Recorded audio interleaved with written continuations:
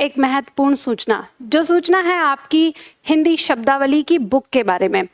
हिंदी शब्दावली बुक, ऐसे तो आप इस बुक के बारे में जानते ही हैं, पहले से ही आप लोगों के पास होगी, या जिन छात्रों के पास नहीं हैं तो अब उनके लिए ये बुक एक नए रूप में आई है।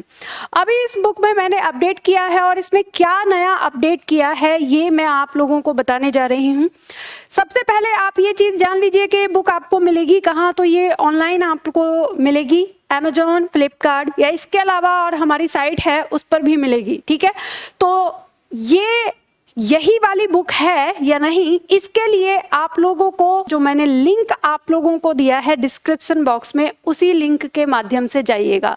अगर मान लो आप वहां से नहीं जाते हैं तो दिए हुए नंबर पर आप हमें कॉल करके जानकारी ले सकते हैं, यहाँ से आपको बता दिया जाएगा कि बुक कैसे आपको ऑर्डर करनी है। ठीक है, तो इसमें क्या खास है, यानी पहले वाली बुक से या अब ये नई स्पेशल मैंने जो बनाई है आप लोगों के लिए, इसमें क्या खास है तो वो मैं आप लोगों को यहाँ पे बताती हूँ। सबसे पहले हम बात करेंगे वर्तनी शुद्धिकरण की। जब बात आती है हमारी वर्तनी शुद्धिकरण की, तो आप सभी लोग इस बात को जानते ही हो कि वर्तनी शुद्धिकरण में मैंने आप लोगों को अशुद्ध शब्द जो हैं वो हटा दिए हैं और शुद्ध शब्द रख दिए हैं। जैसे हम किताबों से तुलना अगर करते हैं तो बाकी सभी किताबों में पहले अशुद्ध दिया होता है, फिर शुद्ध दिया होता है। तो जब हमको ये पता है कि हमें पढ़ना ही शुद्ध है तो फिर हम अशुद्ध क्यों पढ़ते हैं? तो जब हमें शुद्ध ही सीखना है, सही वर्तनी सीखनी है, सही स्पेलिंग सीखनी है, तो हमें सही पढ़ाओ, अशुद्ध क्यों पढ़ा रहे हो? तो इस चीज को मैंने यहाँ पे हटा दिया है, आप सभी जानते हो। अब नई बुक में नया इसमें क्या है, तो वो नया ये है कि जब हम वर्तनी शुद्धिकरण की बात करते हैं तो वर्तनी शुद्धिकरण हमारी दो आधारों पर, यानी दो चीजों पर बहुत ज्यादा आधारित है। एक तो संधि और दूसरा प्रत्यय। तो संधि और प्रत्यय करना अगर हमें आता है तो हम बहुत सारी वर्तनियों को सीख लेते हैं। तो इसमें मैंने आपके जो शब्द जो आपकी परीक्षा में अधिकतर आते हैं, जो वर्तनी में भी आते हैं फिर संधि में भी आते हैं, तो उनको थोड़ा अलग किया है कि जैसे संधि से बनने वाले कुछ शब्द आपके दिए हैं यहाँ पर। अब वो शब्द दिया है, जैसे मिष्टान शब्द है आपका, आता है, बहुत बार आता है, तो आप इस शब्द को देखते हैं तो ये शब्द आता है। अब इसमें ये किन संधि से बना है, यानी मिष्ट और अन, इसके अंदर जो हमारी संधि हुई है, दीर्घ संधि हुई है, या हमें पता है संधि में इसका संधि विच्छेद क्या हो गया, ये हमें पता चल गया। तो यहाँ आपके पास ये आसानी से बहुत सारी संधियों के बारे में आपको यहाँ पे पता चलता है, संधि प्लस आपके वर्तनी। ठीक है, उसी तरह से फिर कुछ शब्द दिए हैं आपके जो समास से बने हुए हैं, आपको शुद्धिकरण में आता है लिखने के लिए, और फिर साथ ही साथ आपको ये भी पता चलता है कि यह समास के अंतर्गत आता है, हमारा कैसे बनता है, कौन सा समास हमारा ये रहेगा। ठीक है, इसी तरह से फिर आता है उपसर्ग से बनने वाले शब्द। अब हमारी परीक्षा में उपसर्ग से भी प्रश्न आते हैं, अवर्तनी शुद्धिकरण तो आता ही है, तो यहाँ पे आपको उपसर्ग से बनने वाले शब्द और वर्तनी वाले शब्द भी यहाँ पे मैंने अलग अलग कर दिए हैं कि यह शब्द आपके उपसर्ग से बने हैं। और उसी क्रम में फिर प्रत्यय से बनने वाले शब्द की कौन सा शब्द आपका किस प्रत्यय से बना है। तो जब कभी अगर आपकी परीक्षा में प्रश्न आता है, वर्तनी शुद्धि में भी आया, और फिर वही प्रश्न अगर आपका फिर आता है कि इसमें कौन सा प्रत्यय है या इसमें मूल शब्द कौन सा है, तो वो आपको यहाँ पे व्याख्या मिल जाएगी, इसमें लिखा हुआ है वो आपको यहाँ पे मिल जाता है। यानी आपको अलग अलग नहीं, एक ही जगह सारी चीजें याद करने को मिलती हैं। फिर दूसरा, अब ये सारी चीजें सीखने के बाद आपके पास फिर से वही सेट हैं, अभ्यास 1, अभ्यास 2 और अभ्यास सेट 3। यानी आप एक दिन में इतने सेट, यानी एक सेट के शब्दों को याद करिए, लिखकर अभ्यास करिए। शुद्ध शब्द आपका लिखा हुआ है, आपको उसका अभ्यास करना है उसकी बगल में। तो इसी तरह से आपको पूरे बाकी जो शब्द हैं वो फिर अंत में दिए हैं। नया इसमें एक जोड़ा है जो कि हिंदी और संस्कृत की गिनती। अब आपकी वर्तनी शुद्धिकरण में हिंदी की गिनतियों को देवनागरी में लिखने के लिए आता है। जैसे आपका आता है, मान लो जैसे 46, 45, 48, 49, ये सारे शब्द आते हैं, तो ये आपको दिए हुए हैं, आप ध्यान दीजिएगा। इसमें आपको 4 पॉइंट दिए हैं। रोमन अंक जो आपका आता है वो दिया हुआ है, फिर उसमें उस रोमन अंक को आप हिंदी देवनागरी में कैसे लिखेंगे वो दिया हुआ है, साथ ही साथ हिंदी अंक में कैसे लिखते हैं, ठीक है, हिंदी के अंक 1 2 3 4 जो हमें जरूरत होती है वो लिखा है। और फिर दिया है आपका संस्कृत का कि संस्कृत में हम उसे क्या कहते हैं। तो जो बहुत सारे छात्र खोजते हैं इस चीज को, तो इसमें आपकी परीक्षा के लिए जो पॉइंट है वो है आपका हिंदी वाला, कि जिसमें आपको ये खोजना है, ये देखना है कि इसकी वर्तनी कैसे लिखी हुई है, और बाकी जो आपकी गिनती का अंक दिया है और संस्कृत का, ये आपकी जानकारी के लिए इसमें दे दिया गया है। अब इसी क्रम में आपको यहाँ पर ये भी बताया गया है कि हमारी हिंदी में कितने अधिकतम अंक की संख्या कहाँ तक आती है। जैसे हम पढ़ते हैं कि 1000, लाख, करोड़, तो हमारा आता है महासंख तक आता है। कितने शून्य होते हैं इसमें, ये जानकारी के लिए आपको यहाँ लिख दिया है। संस्कृत में हम क्या कहते हैं ये लिख दिया है। हिंदी में एक जो छात्रों को सबसे बड़ी दिक्कत होती है हिंदी के महीने, तो वो इसमें यहाँ पे आपको डिटेल दे दी है। ये इसमें एक नया ऐड जोड़ा है, ठीक है, यानी नया किया है, इसमें एक नया पॉइंट मैंने इसमें जोड़ा। अब आता है आपका पर्यायवाची। अब पर्यायवाची में नया क्या है, तो पर्यायवाची में नया ये है कि आपको एक तो परिभाषा दी है, क्योंकि अभी कुछ परीक्षाओं में इससे संबंधित लिखने के लिए आता है, तो आप इसे पढ़ सकते हैं। इससे आपको पता चलेगा कि पर्यायवाची कितने प्रकार के होते हैं और क्या इनमें अंतर होता है, ठीक है। उसके साथ ही साथ आपको अभ्यास में पर्यायवाची दिए हुए हैं, तो कुछ पर्यायवाची और इसमें ऐड किए गए हैं आपकी बदलती हुई परीक्षाओं के पैटर्न को ध्यान में रखते हुए। आने वाले समय में आपसे और किस तरह के पर्यायवाची पूछे जा सकते हैं वो सब यहाँ पे ऐड कर दिए गए हैं। तो पिछली बुक की तुलना में आपको इस बुक में कुछ ज़्यादा ही मिलेगा, ठीक है, ज़्यादा चीज़ें मिलेंगी, ज़्यादा पर्यायवाची आपको मिलेंगे, क्योंकि आजकल जो परीक्षा का पैटर्न है वो थोड़ा सा चेंज हो गया है, अधिकतर पूछता है, ठीक है। तो इसमें आपका अभ्यास सेट 1 से लेके और फिर आपका अभ्यास सेट तक आगे तक इसमें इसी तरह से दिया हुआ है। और इसमें एक क्रम ये है कि जैसे एक प्रकृति वाले शब्द हैं जिन्हें हम एक दूसरे के साथ मिलाकर याद कर सकते हैं, वो एक साथ दिए हैं। जैसे सारे भगवान के नाम हैं तो वो एक साथ दिए हुए हैं, जैसे अगर पशुओं के नाम हैं तो वो एक साथ दिए हुए हैं, जैसे शरीर के अंगों के नाम हैं उनके पर्यायवाची हैं तो वो एक साथ दिए हैं। तो इस तरह से दिया है ताकि आप आराम से पहचान सकें, ठीक है। तो अभ्यास सेट 15 तक इसमें आपको दिया है परीक्षा के लिए अति महत्वपूर्ण शब्द। तो सबसे पहले आप 15 सेट याद करते हैं, तो 15 सेट याद करते हैं तो लगभग आपकी परीक्षा के सारे शब्द आपको याद हो जाते हैं। लेकिन फिर भी बहुत सारे छात्रों के मन में ये रहता है कि नहीं मैम आपने तो थोड़े कम दिए थे, पुरानी किताब में ये शिकायत बहुत ज्यादा बच्चों को रही थी कि नहीं कम है। तो जिनको लगता है कि कम पर्यायवाची हमें और भी चाहिए, तो मैंने इसमें और भी आपको पर्यायवाची सेट दिए हैं। तो फिर ये जो पर्यायवाची हैं ये आपके बिल्कुल जैसे आपकी वर्णमाला का क्रम है उस आधार पे होता है। तो इस तरह से इसमें आपके जो सेट हैं कुल मिला के 27 सेट आपके बने हुए हैं। तो आप अंत तक यानी ह वाले अंत तक यहाँ पे पढ़ सकते हैं और पर्यायवाची से संबंधित कुछ प्रश्न इस तरह से, ठीक है। तो जैसे पर्यायवाची में दिए हैं कि पहले कुछ सेट हैं जो बहुत ज़्यादा महत्वपूर्ण हैं। तो हमारे 2 तरह के छात्र होते हैं, एक छात्र होते हैं जो कम पढ़ना चाहते हैं और स्मार्ट तैयारी करना चाहते हैं, एक छात्र ऐसे होते हैं जिनको लगता है कि नहीं मैं जितना ज़्यादा पढ़ूंगा उतना ज़्यादा सही है। तो ये बुक दोनों ही छात्रों के हिसाब से बनाई गई है। जिनको लगता है कि नहीं हम कम पढ़ें और ज़्यादा से ज़्यादा हमें मिल जाए, मार्क्स आ जाए हमारे, तो उनके लिए उन्हें शुरुआत में जो सेट दिए हैं कि परीक्षा के लिए अति महत्वपूर्ण तो शब्द करके, तो वो आप पहले पढ़िए। और जिनको लगे कि नहीं हमें और भी अधिक पढ़ना चाहिए तो वो बाद में जो आपको अन्य दिए हुए हैं वो आप पढ़ सकते हैं। तो ये तो पर्यायवाची। अब इसी तरह से आपके विलोम शब्द दिए हैं। विलोम शब्द क्या होता है, कितने प्रकार का होता है, तो कुछ परीक्षाओं में आपसे पूछी जाती है इसकी डिटेल, जैसे सब्जेक्टिव आपकी परीक्षाएं होती हैं तो उनको याद करते हुए, और ये ध्यान रखिए इसमें जो पॉइंट हैं आपके ये आजकल आपकी परीक्षा में बहुविकल्पी में भी पूछे जाने लगे हैं, ठीक है। तो वो सारे शब्द आपके यहाँ पर देते हुए कि कितने प्रकार से बनते हैं, कैसे कैसे बनाए जा सकते हैं, जो कि आपको याद करने में मदद करेंगे विलोम शब्द, वो यहाँ पे आपको दिए हुए हैं। और फिर इनके सेट बनाए हैं। अब विलोम शब्द में सबसे खास बात जो मैंने अपनी इस बुक में करी है, जो अभी तक नहीं थी, कि अभी आपको दिए हुए थे कि शब्द था और शब्द का विलोम दिया था और मैं आपको क्लास में उनका अर्थ बताती थी। तो कई बार ऐसा होता था कि अगर मान लो मैंने आपको अर्थ नहीं बताया या वो सेट मैंने नहीं कराया तो आपको अधूरा सा लगता था, आप सोचते थे कि अब मैम पढ़ाएं तो हम पढ़ें, नहीं तो हम कैसे पढ़ेंगे। तो अब मैंने अपनी बाध्यता को इसमें खत्म कर दिया है, मैंने आप लोगों को अर्थ लिख कर ही दे दिया है।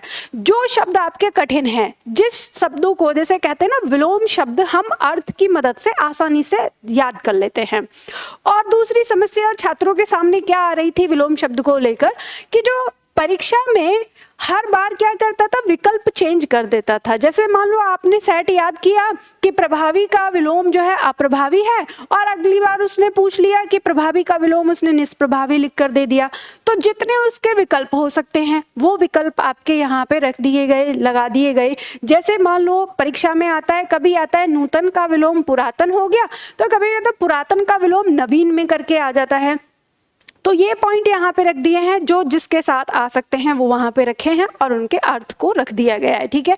तो इस तरह से आप शब्दों को सीख सकते हैं, समझ सकते हैं कि कौन सा हमारा यहाँ पर विलोम शब्द होगा। तो ये विलोम शब्द के सेट आपको बनाए हैं, ठीक है, अर्थ के साथ। तो ये अब जैसे 16 सेट आपके इसमें बनाए हैं इस तरह से, फिर उसके बाद इसमें भी अन्य महत्वपूर्ण विलोम शब्द रख दिए हैं। मतलब अगर जिनको अधिक पढ़ना है, एक तो हो गया परीक्षा की दृष्टि से अति महत्वपूर्ण, तो उसमें आपके पहले 16 सेट हो गए। अब पहले तो वो याद करिए, तो वहां से आपको मिलता है। और अगर फिर भी आपके मन में घबराहट होती है, बेचैनी होती है, नहीं हमें और भी याद करने चाहिए, तो फिर भी आपके लिए और शब्द भी दिए हुए हैं। और इसमें आपके कुल मिला के टोटल 30 सेट हैं, और मैं समझती हूँ 30 सेट तक आपको आसानी से सारे शब्द मिल जाएंगे इसमें, ठीक है। अब इसके बाद आता है हमारा, ये इसमें अभ्यास प्रश्न है, उसके बाद आता है हमारा मुहावरा। अब मुहावरे वाले पॉइंट में मैंने क्या अलग किया है पिछली बार की तुलना में, इसमें क्या किया है कि मुहावरे में अभी तक हम मुहावरा और उसका भाव प्रयोग करते थे, तो मुहावरा और भाव मिलता है। तो कई बार ऐसा होता है कि हमारी परीक्षा में भाव ना थोड़ा सा बदल जाता है और हमें समझ में नहीं आता। तो मैंने इस बार ना वाक्य प्रयोग कर दिए हैं, ताकि आपको भाव अच्छी तरह से समझ में आ जाए कि ये किस अर्थ में इसका प्रयोग कर रहे हैं हम। तो इसमें जो आपके मुहावरे दिए हुए हैं, अच्छा मुहावरे और लोकोक्ति में अंतर बताते हुए, दोनों की परिभाषा बताते हुए इनका अंतर दिया हुआ है, जो कि आपको याद करना है दोनों में क्या अंतर होता है। ये विकल्प में आपके प्रश्न बन जाते हैं। और फिर इसमें अभ्यास सेट में दिया है कि इनका वाक्य प्रयोग कर दिया गया है। जैसे अंधे की लकड़ी या अंधे की लाठी, कभी आपकी परीक्षा में आ जाता है अंधे की लकड़ी होना, कभी आ जाता है अंधे की लाठी होना, तो दोनों ही इसमें ऑब्लिक करके रख दिए हैं। इसी तरह से आपकी जब आते हैं ना, तो कई बार छात्रों को कंफ्यूजन हो जाता है। अब इसका भाव की एकमात्र सहारा होना, अगर किसी शब्द के अंदर दो भाव आ रहे हैं तो दो भाव भी रख दिए हैं। जैसे मान लो आपका दिया है सिर नीचा होना, तो सिर नीचा होना का भाव एक बार परीक्षा में आए कि लज्जित होना और एक दर शर्मिंदा होना, तो दोनों ही भाव यहाँ पे लिख दिए हैं। तो जितना हो सकता है मैंने उतने भाव को यहाँ पे रखने की कोशिश की है और उनका वाक्य प्रयोग कर दिया है, ताकि आप लोग अच्छी तरह से इस चीज को समझ सकें और इन्हें पढ़ सकें। तो अब ये जो बुक मैंने आप लोगों के लिए बनाई, ये बुक इस तरह से बनाई है कि इसमें आपको मेरी जरूरत नहीं पड़ेगी समझाने की। इस बुक को इस तरह से बनाया है कि आप अगर एक बार अध्ययन करते हैं इसका, तो बहुत आसानी से आप इसे सीख जाएंगे। और आप इसमें बहुत जैसे सेट दिए हैं, और सेट से ये खास बात ये है आपकी कि आपको ये पता होता है कि आज मुझे कितना याद करना है।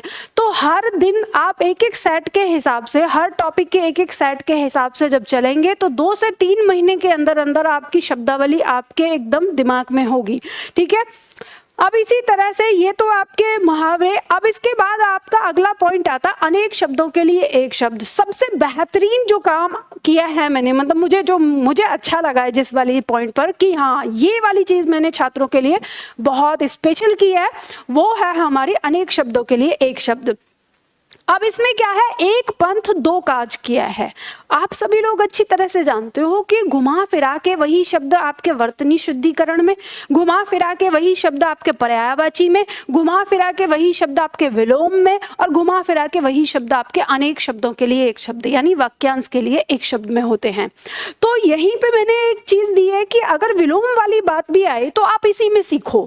तो देखो किस तरह से दिया है। जैसे मान लो अभी जब आप परीक्षा की तरफ से ध्यान देते हैं, जब आप परीक्षा पर ध्यान देते हैं, यानी परीक्षा के लिए पढ़ने के लिए जब देते हैं अन्य किताबों में, तो क्या होता है कि जो क्रम है वो आता है हमारे जो वर्णमाला है उसके अनुसार क्रम लगा होता है, तो सारे शब्द ना अलग अलग हो जाते हैं।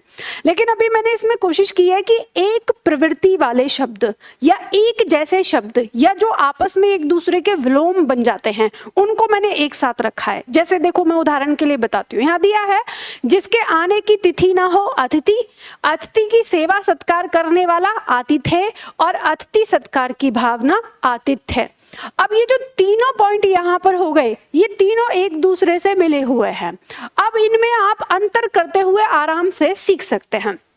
यहाँ पर क्या होता था, कई बार हमारे छात्रों को जैसे अतिथि तो याद हो जाता था, लेकिन आतिथ्य और आतिथ्य इन दोनों में कंफ्यूजन हो जाता था कि दोनों मतलब मेजबान कौन सा है या आदर सत्कार करने वाला भाव कौन सा है।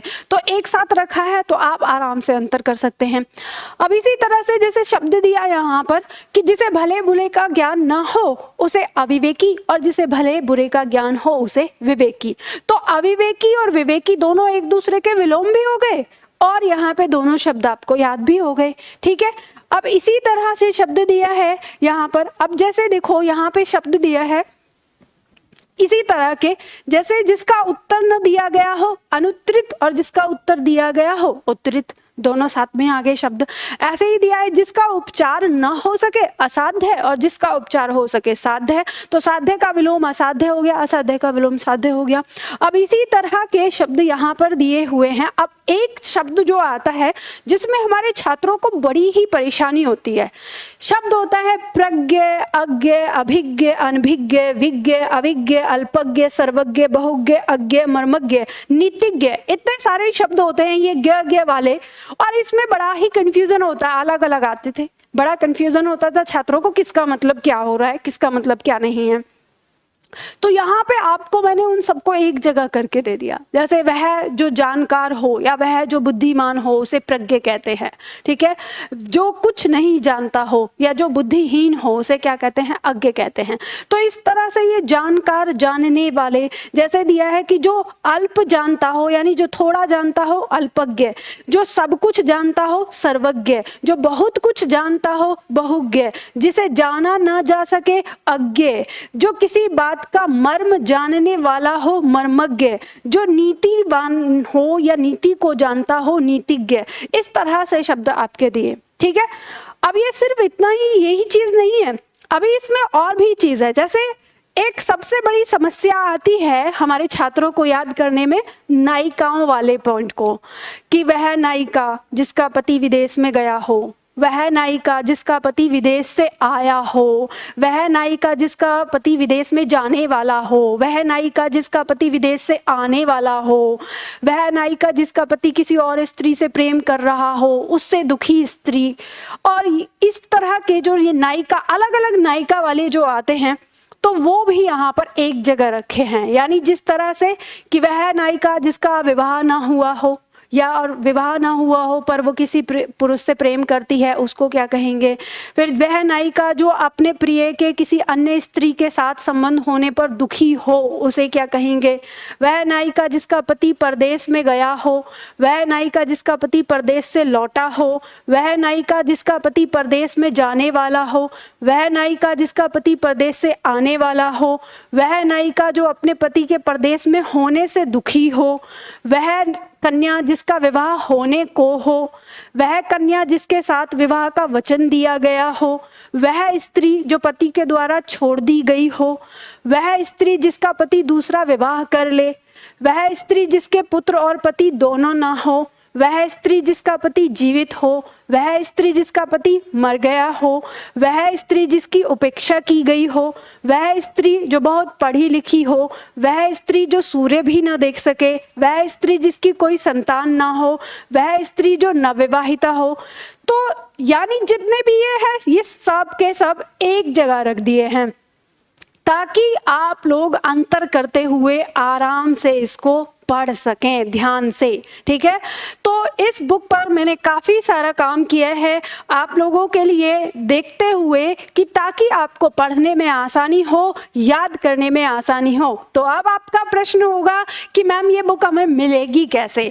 तो ये बुक आप लोगों को मिल जाएगी ऑनलाइन में, आप अमेजोन पे जा सकते हैं या फ्लिपकार्ट पे जा सकते हैं। लेकिन ध्यान रखिएगा वहाँ पे किताबें शब्दावली की अलग अलग पड़ी हुई हैं, बहुत सारे लोगों ने अलग अलग डाली हुई हैं और मुझे थोड़ा सा संदेह ये भी है कि शायद डुप्लीकेट भी बन गई हैं।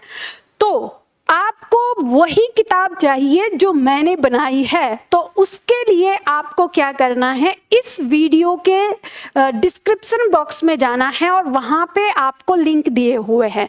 तो जो लिंक दिया हुआ है आप उन लिंक पे चेक करिए। तो जो मैंने यहाँ पे दिए हैं लिंक, उन्हीं लिंक के माध्यम से आप खरीदेंगे तब ये आपको बुक मिलेगी। अगर आप किसी और दूसरे लिंक के माध्यम से उस बुक को खरीदते हैं तो अगर आपको पुरानी बुक मिले या कोई और वैसे ही, क्योंकि पुरानी ही बुक मिलेगी, नहीं तो अभी मैंने ही बनाई है कहीं से, तो फिर आप उस चीज़ पे शिकायत मत करिएगा। इसलिए मैंने आप लोगों को पहले बता दिया है कि जो आपको लिंक मैं यहाँ दूंगी वही आपको खरीदना है। और अगर मान लो आपको फिर भी ना समझ में आए कि कहाँ जाना है, क्या करना है, कैसे करना है, तो ये दिया हुआ नंबर, जो आपको नंबर दिया हुआ है, आप इस नंबर पे कॉल करिएगा और कहिएगा कि हमें शब्दावली की नई बुक चाहिए। तो शब्दावली की नई बुक चाहिए आपको, तो वो आपको बताएंगे, गाइड करेंगे कि कैसे आपको लेना है, किस तरह से लेना है, ठीक है। और कुछ ही दिनों में, 2-4 दिन में आपको हमारे यहाँ से भी, आप हमारे एप्लीकेशन से भी ऑर्डर कर सकेंगे। तो एप्लीकेशन पे भी आ जाएगा, तो यहाँ से भी आप ऑर्डर कर पाएंगे, ठीक है। तो ये नई शब्दावली के बारे में ये बात थी। तो शब्दावली ये मैंने बनाई है आप लोगों के लिए कि आप लोगों को जब पढ़ने में जो कठिनाइयाँ होती हैं उन कठिनाइयों को ध्यान में रखते हुए कि आपको कम से कम कठिनाई हो और ज़्यादा से ज़्यादा आप शब्दावली को सीख सकें और ज़्यादा से ज़्यादा अंक अपनी परीक्षा में पा सकें,